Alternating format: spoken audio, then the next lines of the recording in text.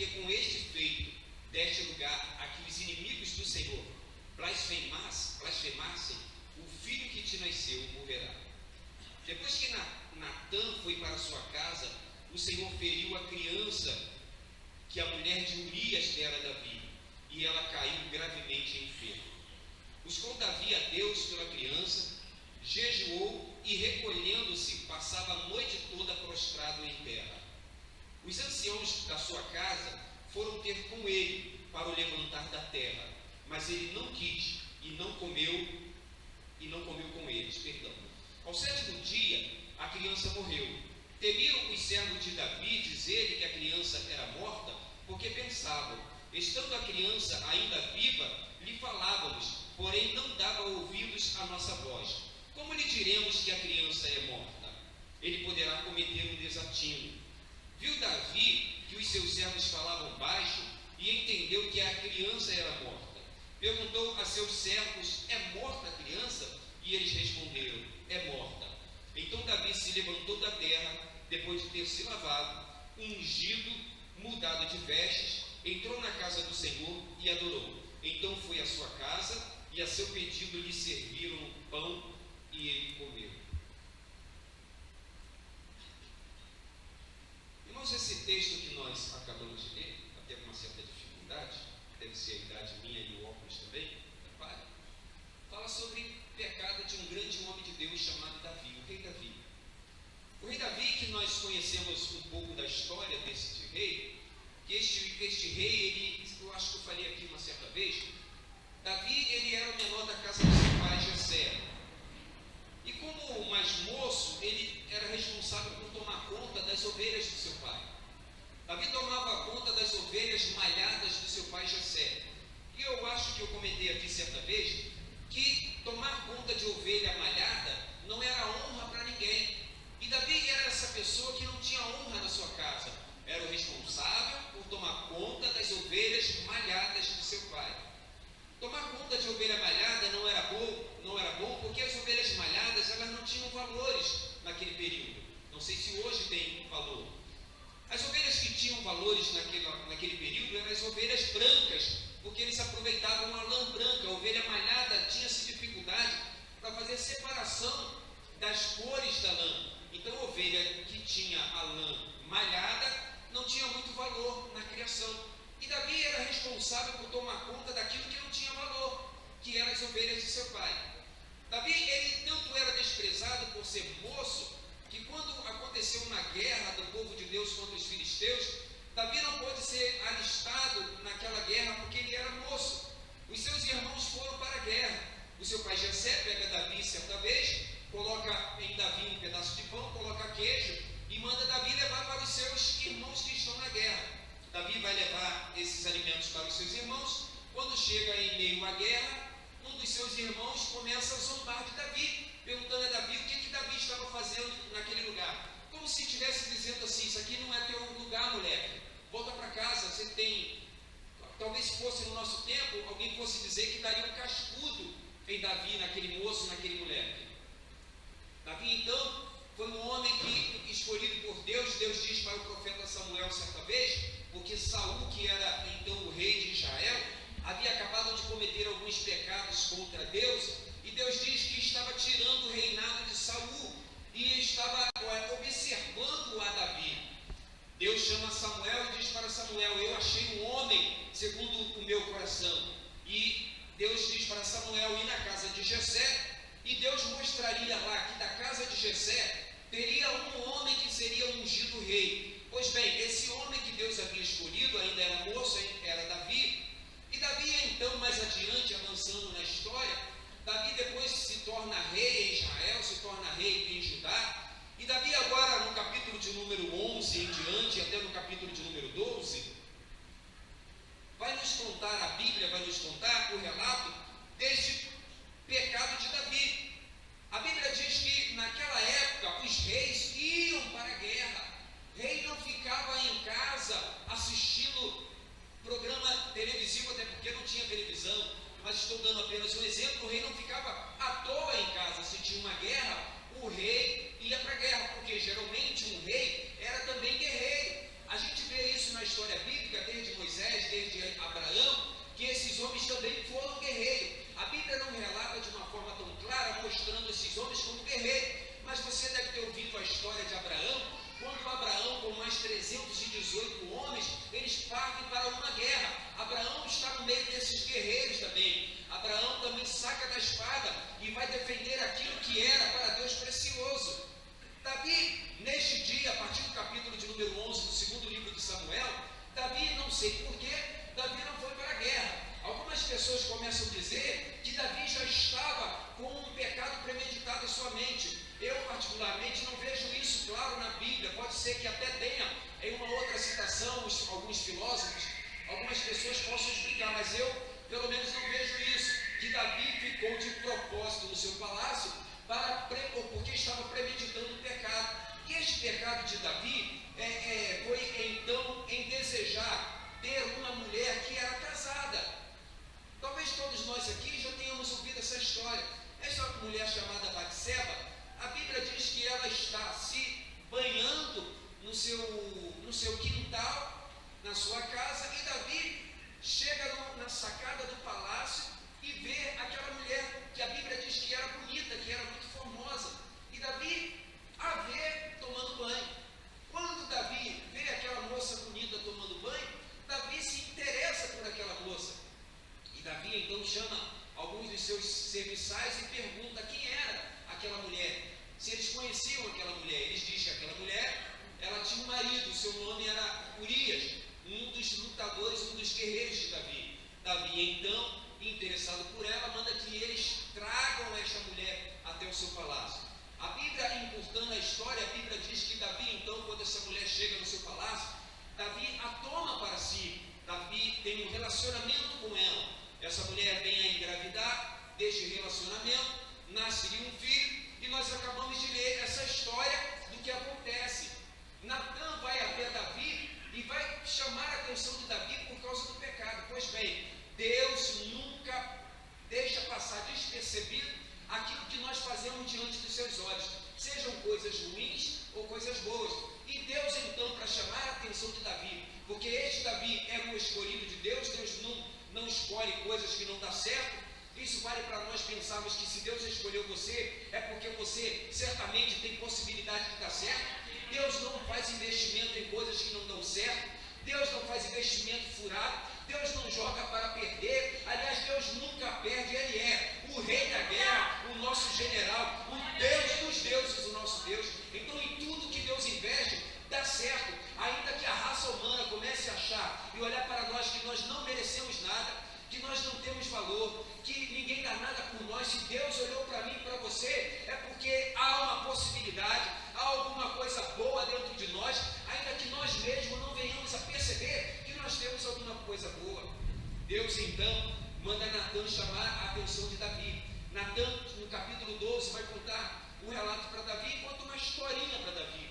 Natã chega para Davi e diz: bom, existiam duas pessoas em um determinado local, uma rica e uma pobre. Esta rica possuía muitos gados e muitas ovelhas. O pobre tinha apenas uma ovelha. Até que um certo viajante chegou até a casa desse homem rico. E este homem rico, então, Davi, como não queria matar nenhuma das suas ovelhas e nenhum dos seus gados, ele então manda tomar do homem pobre aquela única ovelha que aquele pobre tinha. E então toma a ovelha, mata a ovelha e dá para o viajante. Davi fica revoltado quando ouve essa história, e Davi fala: este homem que fez tal coisa é digno de morte. E então Natã fala assim: Davi, foi tu que fez esse negócio. E aí Davi, como dizem, cai na real.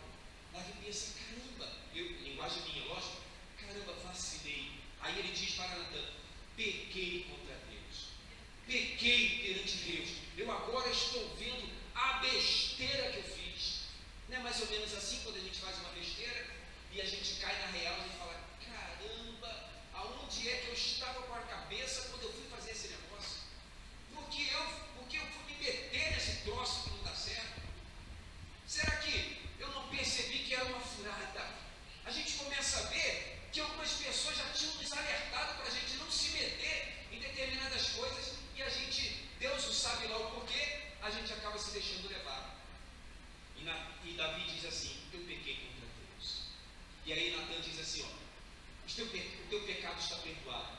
Você não vai morrer, mas o filho que foi gerado por ti, este vai morrer. Quando Davi ouve essa sentença, nós lemos aqui que Davi corre, no bom sentido da palavra, atrás do prejuízo.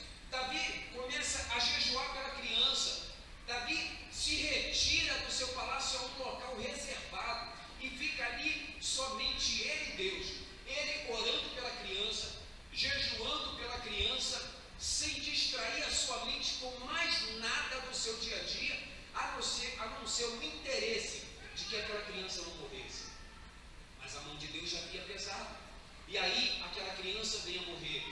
Quando aquela criança morre, os servos de Davi, nós lemos essa história, começam a ficar preocupados de como eles iriam contar para Davi a morte daquela criança. E eles disseram, nós lemos isso aqui, quando a criança ainda era viva, ele estava sofrendo demais. Como é que nós vamos contar para ele agora que a criança morreu? Talvez ele fique lelé da cuca, talvez ele sofra tenha um desatino, foi o que a Bíblia diz aqui, nós lemos. Mas quando Davi, que não era bobo nem nada, quando aqueles homens estão cochichando, Davi percebe, epa, alguma coisa aí aconteceu. E Davi diz assim, por acaso a criança morreu? Por acaso a criança é morta? E eles disseram, é morta. Interessante, irmãos, que essa questão de morte é que foge do nosso entendimento. E parece que a morte, parece que às vezes manda aviso. Você já viu aquela pessoa que está internada no leito de hospital, sofrendo de um mal terrível, já quase à beira da morte, e de repente as pessoas que vão visitá-la, aparentemente nota nela uma melhora de uma forma inexplicável. E aí nós ficamos abismados. Caramba, ela estava tão ruim e agora está tão bem. E de repente chega a notícia que aquela pessoa morreu. Aí a gente começa a dizer, parece que era para se despedir de nós. Já viu aquela história assim que aconteceu comigo? Quando eu era garoto ainda, mais ou menos uns 2 anos atrás, que eu era garoto. E aí a minha mãe faleceu. Minha mãe ficou internada no hospital, eu fiquei na casa de uns primos meus chorando a beça. E aí foram visitar a minha mãe lá no hospital. Quando chegaram da visita, eu estava na rua, cabisbaixo, e vi as pessoas chegando. Quando eu bati o olho neles, quando eu olhei para eles, veio na minha mente a conclusão, minha mãe morreu. E eu comecei a chorar. Ninguém falou nada comigo, eles passaram por mim, porque eu era garoto ainda, e entraram lá para casa, não falaram comigo, mas eu fiquei olhando fixamente nos olhos deles, e eu percebi, a minha mãe morreu. Alguma coisa me avisou que a minha mãe morreu. E aí, comecei a chorar, até que vieram para mim, até a mim, para me consolar pela morte da minha mãe. Engraçado que parece que a morte parece que manda recado. E aí Davi percebe que a criança havia morrido. Quando Davi percebe que a criança havia morrido, Davi toma uma atitude que às vezes nós não tomamos.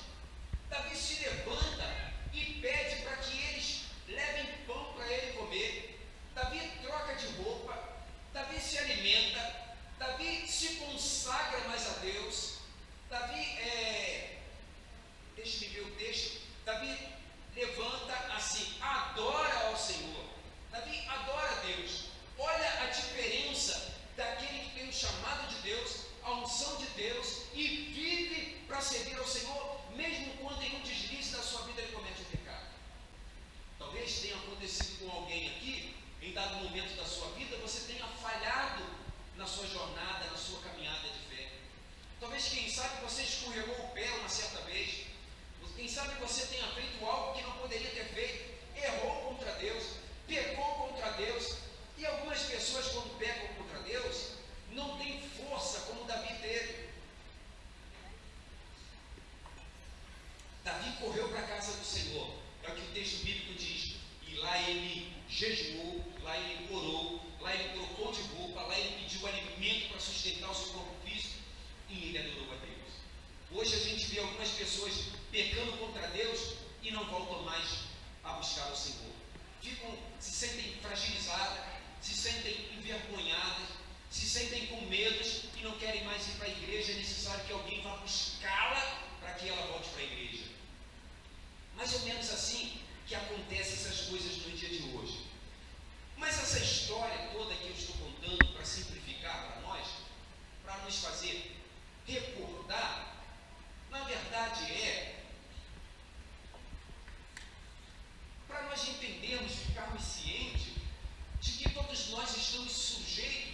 cometermos pecados. O que vai fazer a diferença quando a gente peca é a atitude que a gente toma quando a gente erra. Você já viu um grande lutador que ele, durante muitas, eu lembro, por exemplo, de Popó, lutador de boxe, lembro de Anderson Silva, que eu até comentei aqui uma certa vez também. Popó, me parece, os que acompanharam mais, me parece que Popó teve 22 lutas, 23, mais ou menos nessa faixa aí, que ele venceu, não perdeu uma luta sequer, venceu todas as que ele disputou, algumas por nocaute, algumas por ponto. Até que um dia ele encontrou um camarada que deu-lhe uma surra terrível nele, e ele nunca mais voltou a lutar, abandonou o ringue. Popó de Freitas, se me falha a memória, né? Nunca mais lutou, parou de lutar. Aí a gente fala de Anderson Silva. Anderson Silva sempre foi um grande lutador. Durante muito tempo, não sei quantas lutas ele venceu. Eu acho que o pessoal mais novo do que eu talvez saiba. E Anderson Silva sempre venceu muitas lutas também por nocaute. Alguma ele sempre brincou. Até que um dia ele brincou com uma pessoa errada. E ele acabou sofrendo um nocaute contra esse adversário. Teve uma revanche que ele perdeu de novo. Foi para uma outra luta. Enfim, aonde eu estou querendo chegar? É que existem pessoas que quando sofrem uma derrota, nunca mais se levantam. E existem pessoas que sofrem uma derrota, elas sacodem a poeira, vão ver aonde é que elas erraram e vão se fortalecer para não cometer o mesmo erro de novo. Isso deveria ou deve servir de lição para nós. Isso aqui aconteceu com Davi. Davi se consagrou ao Senhor. Davi se consagrou a Deus e ele foi à casa do Senhor adorar o Senhor. Eu estou com vocês, viu, irmãos? A Bíblia diz que Davi jejuou, eu anotei aqui. Davi se recolheu, Davi se isolou, Davi se consagrou, Davi se levantou porque estava prostrado em terra e Davi adorou o Senhor. No verso de número 20 está anotado: se levantou da terra, se lavou, se ungiu, mudou as vestes, entrou na casa do Senhor e adorou. Foi à sua casa e a seu pedido serviram-lhe pão e ele comeu. Agora que nós chegamos, irmãos, aonde eu estava querendo chegar. Quando Deus chama a atenção de Davi, Deus usa um homem chamado Natã, o profeta Natã. E neste versículo que eu li aqui, versículo de número, já ia falando, o tempo passou, versículo de número 13, diz assim, ó: então disse Davi a Natã: pequei contra o Senhor. Respondeu Natã: o Senhor perdoou o teu pecado e não morrerás. Verso 15 agora: depois que Natã foi para sua casa, o Senhor feriu a criança que a mulher de Urias dera a Davi. Eu não sei se vocês perceberam alguma coisa aqui, mas olha um relato especial. Deus chama a atenção de Davi e Deus não fez nada enquanto Natã estava com Davi. Enquanto o profeta Natã estava junto com Davi, enquanto estava na casa de Davi, Deus não fez nada com Davi e nem com a criança que haveria de morrer. É por isso que o tema dessa mensagem é: enquanto houver um, Deus é capaz de parar e de mover céu e terra por causa de um. Talvez você e eu não tenhamos perecido ainda por causa de um que tenha pagado o preço da nossa vida. Ainda que você não tenha parente, ainda que você não tenha amigo, ainda que você chegue à conclusão que ninguém foi capaz de pagar um certo preço por você, há um, Jesus de Nazaré,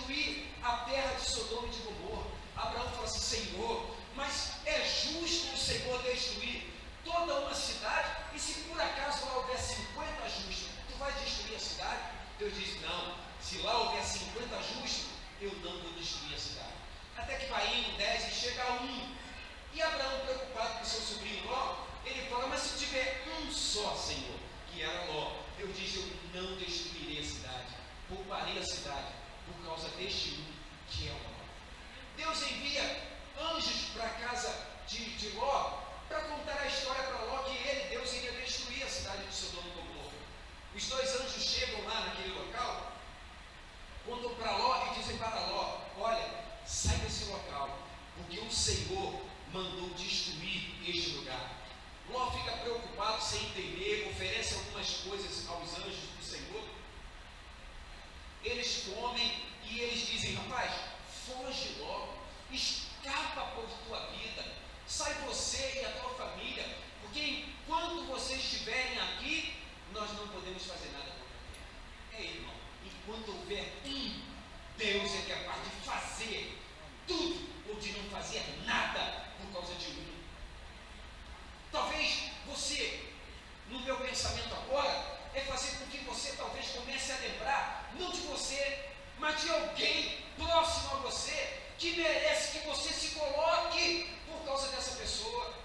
Ei, talvez você não ande tão animado na fé, talvez você mesmo não esteja se sentindo tão forte na fé, talvez você chegue à conclusão que a tua fé não é como de uns certos tempos atrás, talvez você não está sentindo firmeza em você, mas a palavra de Deus nessa noite é que Deus, no livro de Ezequiel, Deus vai dizer que procura uma pessoa, um só, para se colocar na brecha entre ele e Deus e entre a cidade que ele quer destruir. Deus resolve destruir e Deus fala: eu estou procurando alguém para se colocar na brecha entre eu e o alvo. Deus não vê ninguém para se colocar na brecha, e aí Deus resolve destruir. Se não tem ninguém, então vou destruir a cidade. A nossa palavra nessa noite é fazer você lembrar de alguém que precisa de você. Ei, talvez você não esteja se sentindo forte o suficiente, talvez você não esteja se sentindo um crente de verdade, talvez você não tenha uma segurança da tua salvação, talvez, quem sabe, você vacilou contra Deus e o pecado que tão de perto nos rodeia está te acusando. A Bíblia diz que o acusador se apresenta diante de Deus de dia e de noite para nos acusar dos nossos pecados. Mas a nossa palavra nessa noite torna a afirmar, é fazer você lembrar de alguém, quem sabe alguém da tua família, quem sabe algum amigo, quem sabe um irmão de uma outra igreja ou até daqui, alguém próximo a você, e Deus está contando contigo para você se colocar na brecha, porque enquanto houver Deus é capaz de fazer ou de não fazer por causa deste mas é necessário que alguém se coloque na brecha. Ei, tem alguém aqui que está disposto a se colocar na brecha por alguém? Tem alguém aqui que está disposto a pagar um preço por alguém? Não desista do seu filho, não desista do seu esposo, não desista da sua esposa, não desista de nada que Deus não desistiu. Deus tem um projeto lindo para a raça humana, porque nós somos feituras das mãos de Deus, criados e formados à semelhança de Deus. Deus não abre mão de ninguém. Deus olha do céu para a terra e procura alguém que se coloque na brecha e não vê nenhum. Olhando Deus agora para nós, irmãos, vamos pensar assim, vamos passear, porque hoje nós somos cafundinhos. Vamos passear assim na nossa mente. Olhando Deus agora para nós, um por um, de forma totalmente individual. O que Deus vê quando Deus olha para nós? Moisés manda alguns espias à cidade de Jericó, 12 espias, e aqueles 12, quando voltam, vão contar uma história para Moisés, vão fazer um relato daquilo que eles viram. E eles falam assim: olha, Moisés, a terra realmente é muito boa. Lá tem leite, mel, lá tem frutas muito grandes, só tem um problema. Lá tem homem muito grande também. Lá tem uns camaradas gigantões que não tem como encarar eles. É como se dissesse assim: Moisés, contra eles não dá para a gente não. Contra eles a gente não tem condições. E ele diz assim: olhando nós para eles, nós somos como gafanhoto. E eles olhando para nós, nós somos como gafanhoto. Não dá para entrar naquela terra. Até que Josué e Caleb gritam contra aqueles 10. Falam: opa, o Deus que nós servimos, Ele vai pelejar por nós. Se Ele prometeu, Ele vai. O que faz a diferença é a forma como a gente olha para as coisas, a forma que a gente reage em meio às lutas. Quando estamos fracos, a gente se joga mais para baixo ou a gente tenta se levantar? Falei, citando Popó e citando Anderson Silva, quando você sofre uma derrota, o que você faz? Você para ou você continua a lutar, ou você sacode a poeira? Há uma música aí do mundo que eu guardei, gostei da frase dela, não vou cantar, é lógico, mas a frase que diz assim, você não vai cantar também não, né? Assim, levanta, não sabe? Levanta, sacode a poeira e dá a volta por cima. Ninguém aqui vai sentar não, né? Ninguém aqui vai para a praça no carnaval não, né? Gente, por falar nisso, eu pergunto aqui, deixa eu abrir um parênteses. Se tem época, se existe época que pessoas se desviam mais, talvez seja no carnaval. Talvez. Se existe época, talvez seja no carnaval. Porque no carnaval não tem problema a gente dar uma olhadinha, né? Daquelas piadinhas, como diz o Pedro Bial, e alguns de nós assistimos. Me perdoe a linguagem que eu vou usar. Essa porcaria chamada Big Brother Brasil, e alguns de nós gostamos de assistir e acompanhar. Me perdoe se você gosta de assistir. Não é uma crítica a você, estou fazendo uma crítica ao programa, tá bom? Se você gosta de assistir, não se sinta ofendido com o que eu estou falando. A minha crítica não é a você, é ao programa. Eu estou chamando de porcaria. Porque a gente tem muitas outras coisas para a gente assistir. A gente tem muitas outras coisas melhores para a gente ler, para a gente orar, para a gente cantar. 40 minutos de Big Brother, a gente não tem tempo para ler a Bíblia. 40 minutos de Big Brother, de votação, quem é que vai ser eliminado e tal. Irmãos, deixa eu falar de Big Brother só mais um pouquinho. Teve um ano desse aí que eu assistia. Mas quando eu vi um negócio lá esquisito, eu falei, não, esse negócio aí, parei, estou fora. Tinha um negócio lá de um paredão, claro que não é aqui, mas de um paredão que tinha uma decoração lá, que tinha uns anjos e uns diabinhos de mão dada. Não sei se você lembra disso, não lembro qual foi o ano, mas que no paredão onde acontecia a eliminação, a votação, que eles entravam lá, não lembro mais como é que era, tinha um desenho, alguns desenhos de anjinhos de mão dada com diabinhos. Peraí, esse negócio, pelo amor de Deus, eu estou perdendo tempo vendo um negócio desse, anjo de mão dada com diabo, pelo amor de Deus. Aí vem um camarada dizer que os outros lá são super-heróis. Que conceito de heróis nós temos? A gente não tem mais conceito de herói bíblico, a gente tem conceito de herói de um monte de coisas imorais. A gente não vê mais ninguém querendo ser igual a Jesus. É lógico que eu estou sendo radical, né? Me perdoe. A gente não vê pessoas dizendo assim, quando eu crescer eu quero ser igual a Moisés. A gente vê as crianças querendo ser igual o Homem-Aranha, igual o Batman, igual o Hulk, o Homem Invisível, The Flash. A gente vê esses heróis aí, as crianças querendo ser isso, mas querendo ser igual Davi, matar leão, a gente fica com medo de matar leão, né? Mas a gente tem coragem de encarar monstro, porque a gente quer ser um super-herói. A gente tem coragem de enfrentar um exército transforme que vinha contra o planeta Terra, mas a gente não tem coragem de enfrentar um exército filisteus. A gente não tem coragem de enfrentar um gigante, Golias. A gente chama Davi, vai lá, Davi. Vai que é sua, Tafarel. Deixa de lado esse negócio. Vamos voltar para a palavra. E a Bíblia diz que Deus, olhando do céu para a terra, Deus procura uma pessoa para se colocar na brecha.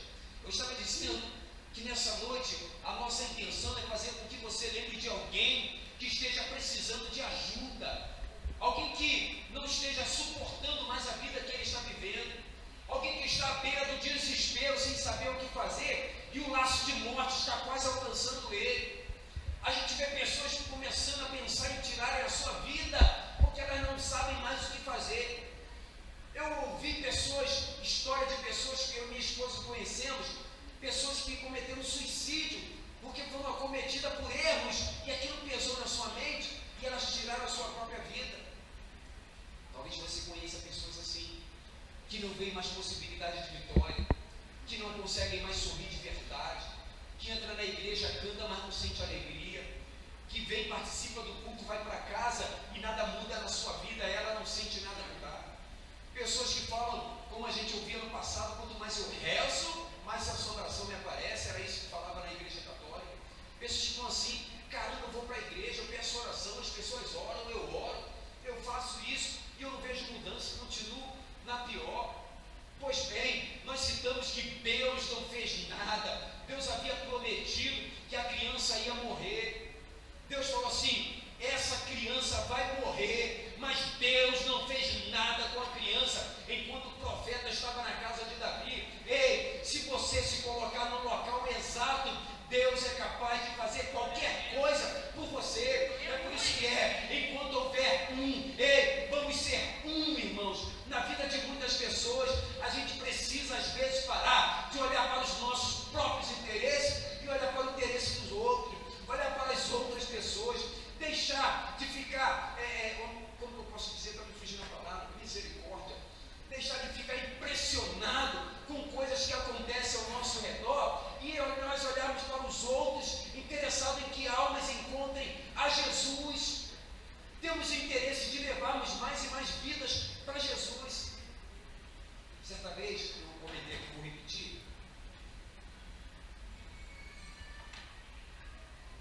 um pastor amigo nosso, o pastor Mário Sérgio, que esteve aqui fazendo aquela teatro não, Milena, monólogo, obrigado, Luzinho, monólogo, então os dois ali de tudo para ali me lembraram, o monólogo. Por que monólogo? Monólogo é porque uma pessoa só falando, por isso que é uma voz. Diálogo, você sabe, duas pessoas ou mais conversando, é um diálogo. Agora, o monólogo é apenas uma pessoa se apresentando, ok? Porque volta a minha cultura, né? Fiz errado, mas bom, e o pastor Mário Sérgio estava dizendo, o homem de Deus, e ele certa vez falou para mim assim, Rodrigo, deixa eu te contar uma história. Você é um guerreiro de Deus, você está em meio à guerra como guerreiro de Deus. E você em meio à guerra, você foi apunhalado pelas costas, vieram te ferir pelas costas. E aí ferido, os teus amigos vieram, pegaram você, colocaram na padiola, te levaram para a enfermaria e te baixaram na enfermaria. E você ficou sem condições de lutar. Mas menos que você é um guerreiro. E quando vai ser tratado uma ferida, é necessário que às vezes tenha que raspar o local, tenha que tirar alguns pedaços de dentro da carne, e isso dói, o tratamento às vezes dói, mas lembre-se que você é um guerreiro de Deus. Até que for colocando fazendo alguns curativos, colocando alguns antibióticos, e começou a cicatrizar a tua ferida, e você teve condições de ficar de pé. Quando você conseguir ficar de pé, você pega da espada e parte para dentro do inimigo, porque você é guerreiro. E o que guerreiro sabe fazer é lutar. Guerreiro não sabe fazer outra coisa a não ser lutar. Guerreiro foi chamado para lutar.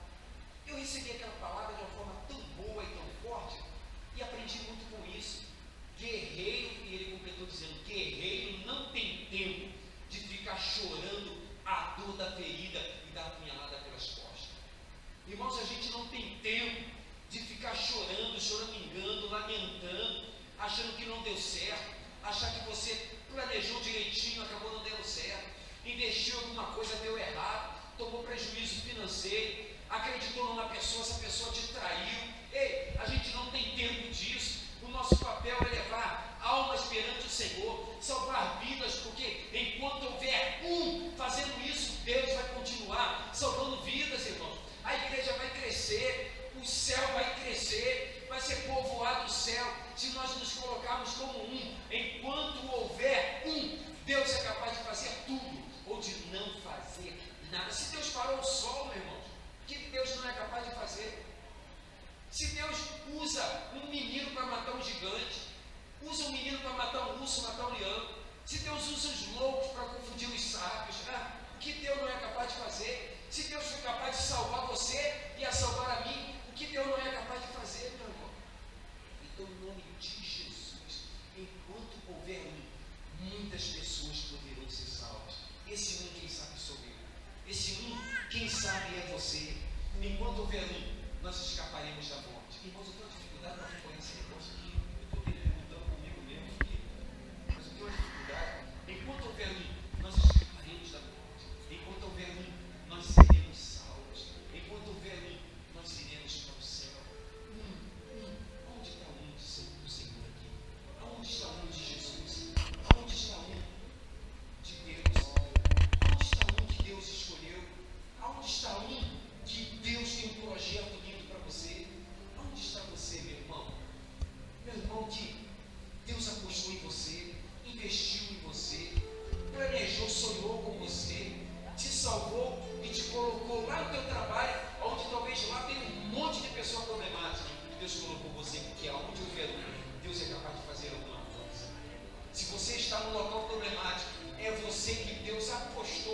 vai mudar o quadro lá.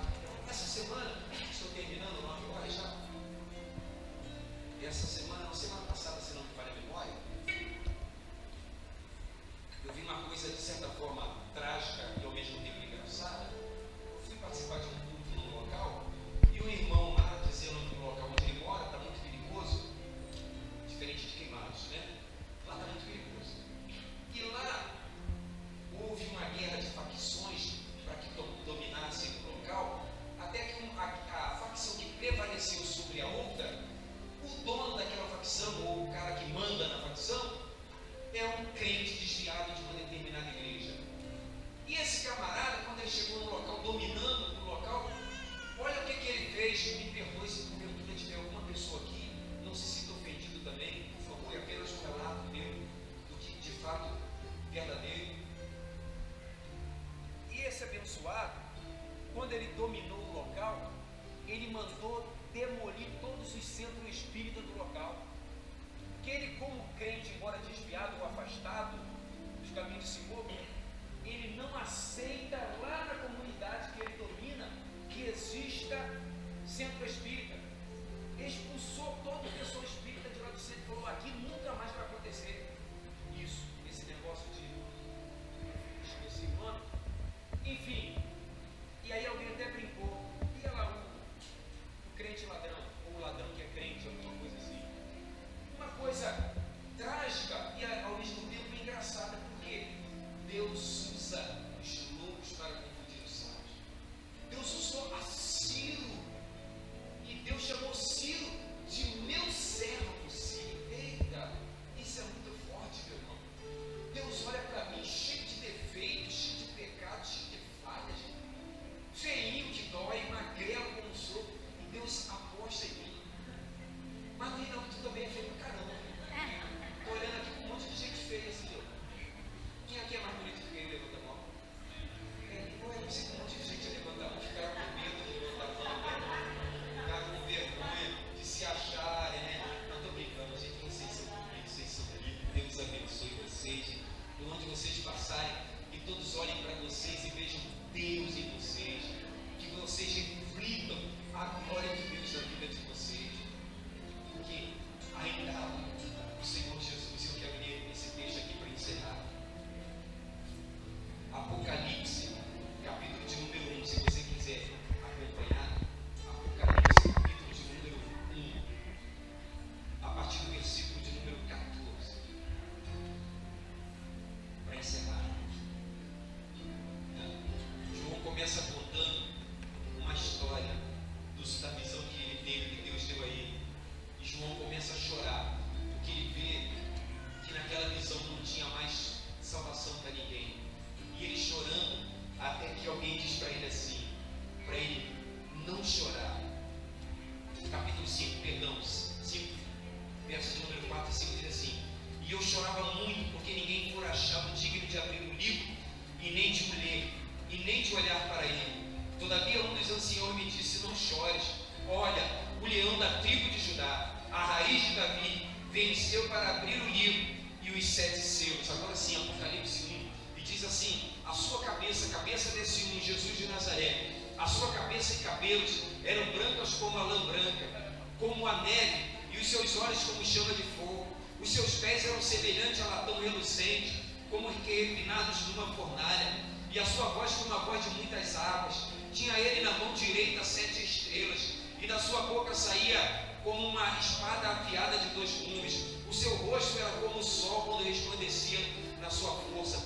Quando o vi, caí em meus pés como morto. Porém, ele me pôs sobre mim, se pôs sobre mim, e pegou na minha mão direita, dizendo: não temas, eu sou o primeiro e o último, eu sou o que vivo. Fui morto, mas estou vivo para todo sempre, e tenho a chave da morte e do inferno. Ei, irmão, vamos parar de chorar, de ficar choramingando, desanimado, por derrota que nós passamos, enfrentamos, por dificuldade. Ei, aquele que vive, aquele que foi morto, ele diz para nós nessa noite: pare de chorar, se levante, porque eu sou com você. Eu quero que apenas você se coloque na brecha perante mim e perante o meu alvo, que merece ser destruído. Se você se colocar na brecha, eu não vou destruir, mas vou levar para o céu.